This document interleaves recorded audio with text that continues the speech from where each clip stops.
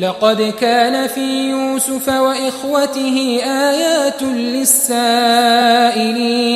إذ قالوا ليوسف وأخوه أحب إلى أبينا منا ونحن عصبة إن أبانا لفي ضلال مبين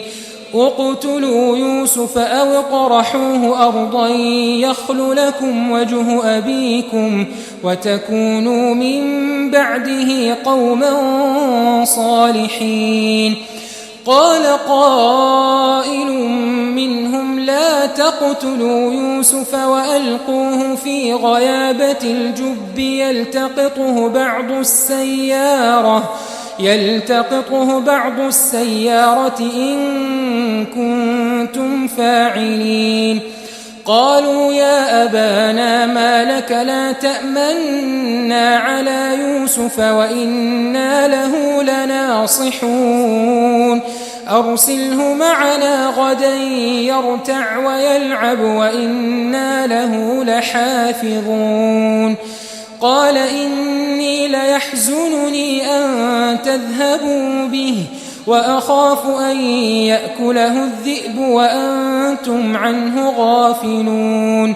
قالوا لئن أكله الذئب ونحن عصبة إنا إذا لخاسرون فلما ذهبوا به وأجمعوا أن يجعلوه في غيابة الجب وأوحينا إليه لتنبئنهم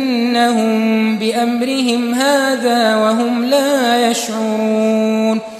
وجاءوا أباهم عشاء يبكون قالوا يا أبانا إنا ذهبنا نستبق وتركنا يوسف عند متاعنا فأكله الذئب وما أنت بمؤمن لنا ولو كنا صادقين وجاءوا على قميصه بدم كذب قال بل سولت لكم أنفسكم أمرا فصبر جميل والله المستعان على ما تصفون وجاءت سيارة فأرسلوا واردهم فأدلى دلوه قال يا بشرى هذا غلام